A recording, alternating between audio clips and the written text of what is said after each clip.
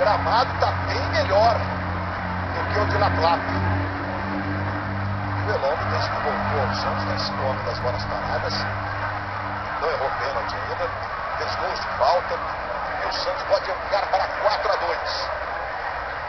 Aí você vê o Elano. Aí Elano para fazer a cobrança do pênalti. Você vê a concentração do Felipe no meio do gol. 42 minutos. Aí a concentração do Elano. Autorizado o Elano para a cobrança. Partiu Elano. Pé direito. Felipe! O Elano tentou a cavadinha.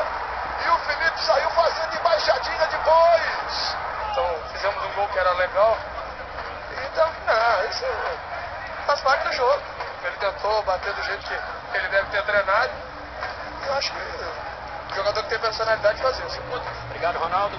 Luiz. Muito bem, Eric Faria. A gente começou até a transmissão. Eu perguntei pro Júnior, né? Esse jogo, às vezes, ele fala mais do que a própria rodada do